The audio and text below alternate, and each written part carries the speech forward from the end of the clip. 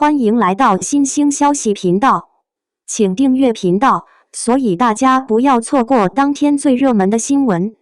我们今天的时事通讯包括以下内容：35岁李沁再创辉煌，这一次她让内娱女星全沉默。35岁才爆红的李沁，用昆曲刻入骨子的气韵和刀马旦的硬核功底，在《一笑随歌》里演活了从尸山血海爬出来的女将军。她能把角色摔碎了再重生，戏外却清醒得像个局外人，这份格格不入的坚持，终于让观众看清什么是真正的演员信念感。凭什么一个35岁才算真正火起来的女演员，能让整个内娱圈子里的女将军们一夜之间全都像哑了火？李沁这次在《一笑随歌》里演的傅一笑，你说她打戏猛吗？也就那样。你说她妆造有多飒？好像也没特别出格。但怪就怪在，她一抬眼，你就打心底里信了，这姐们是真刀真枪从战场上滚下来的。这事儿就透着一股邪乎劲儿。很多人觉得她是突然就爆了，这话说出来简直能把人笑死。哪有什么突然，那都是拿命熬出来的。他身上有股别的演员模仿不来的筋骨，那不是对着镜子练出来的，是小时候唱昆曲一板一眼吊嗓子练身段，10年如一日刻进骨子里的。上海戏剧学院附属戏曲学校那是什么地方？培养的是第5代杜丽娘，她就是那颗被当成宝贝疙瘩的独苗。学昆曲尤其是闺门旦，讲究的是什么？是气韵，是仪态。你看她演《庆余年》的林婉儿，病恹恹地缩在椅子里，那腰杆子都比别人直。这不是演，这是肌肉记忆。后来又兼修刀马旦，那一招一式、手眼身法步都得有讲究。所以你看她在《一笑随歌》里穿着几十斤的盔甲，背影往城楼上一站，风吹着衣角动，他人不动如山。那股子沉稳劲儿，你让现在哪个小花去演，演出来就是个 cosplay。 说白了，人家是把艺术当手艺练的，一招一式都是童子功。现在好多演员气场全靠鼓风机和慢镜头硬吹，离了这些特效，人就泄了气。李沁不一样，她的气场是藏在自己身上的，拔都拔不掉。这就是为什么她一个眼神扫过来，你就觉得那眼神里有刀光剑影，有千军万马。而且我发现一个特别有意思的现象，一个演员要想把强大演到骨子里，得先学会怎么演破碎。李沁这方面简直是个狠人。她不是那种只会演清冷孤傲、不食人间烟火的仙女，她特别擅长把自己摔碎了给观众看，摔得越狠，观众看得越过瘾。你还记得《楚乔传》里的元纯公主吗？前期就是个不谙世事的小甜豆，天真烂漫，结果国破家亡，被人糟蹋，在九幽台上看着心爱的人家破人亡，那场戏她哭得撕心裂肺，青筋暴起，整个人是从里到外都碎了。那不是豪，那是绝望到极致的悲鸣。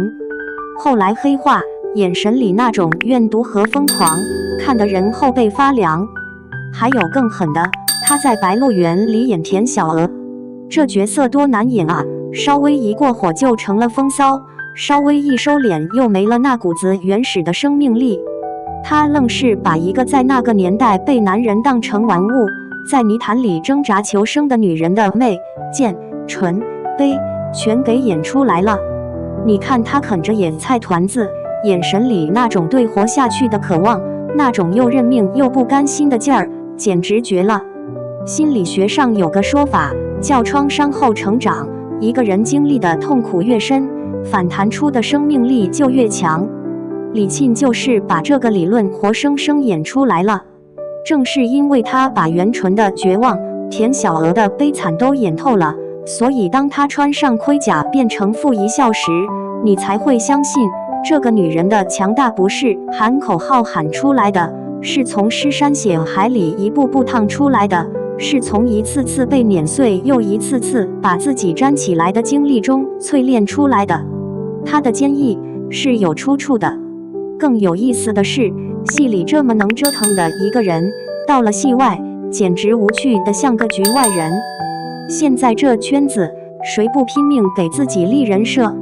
什么吃货人设、学霸人设、耿直人设，五花八门。李沁倒好，啥人设都没有，甚至有点反向操作的意思。你看他上《花少童心计》那个综艺，一堆人削尖了脑袋想抢镜头、造话题，他呢，话都很少说。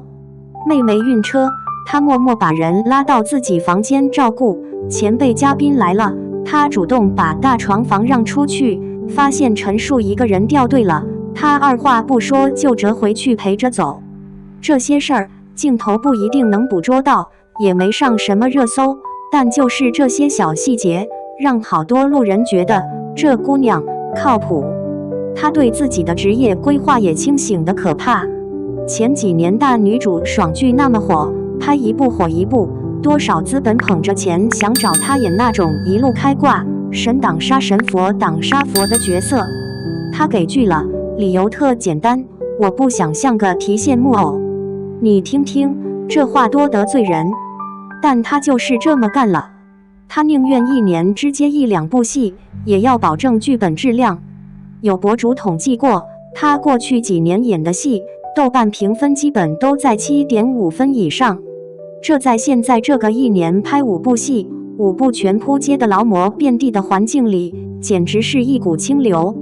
他跟粉丝的关系也处得特别佛系，别家粉丝都是集资打头，熬夜控评，忙得不亦乐乎。他家粉丝想给他冲个榜，他知道了，反过来劝人家别花钱，留着吃饭。这话从一个当红女明星嘴里说出来，你敢信？他微博干净的像个高仿号，3年不发一条广告。采访的时候，你跟他聊八卦、聊私生活，他就跟你打太极；但一聊角色，他眼睛里立马就有光了，能跟你聊上3天3夜。这种清醒，让他在整个浮躁的娱乐圈里显得格格不入。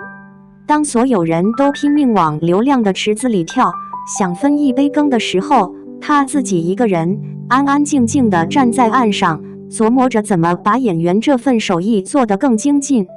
他不是不想红，他只是不想用那种廉价的方式红。所以说，傅一笑这个角色的成功，根本不是什么意外，就是一场酝酿已久的完美风暴。你想啊，昆曲的底子给了这个角色一副挺拔的骨架，让他穿上战甲就有了统帅的威仪。那些破碎角色的经历，又给这个角色注入了坚不可摧的灵魂，让他眼神里有了故事。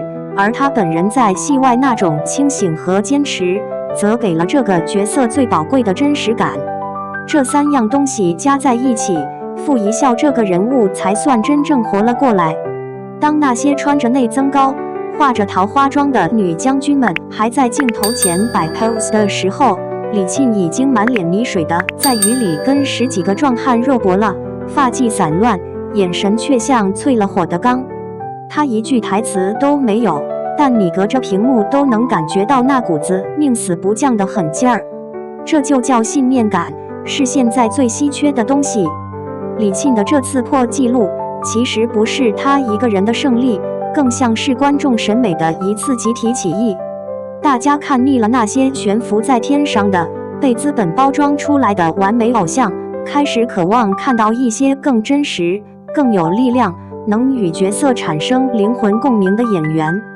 他没想去打破什么天花板，他只是用自己的方式告诉了所有人一件事：一个演员真正的天花板从来不在外界，只在自己心里。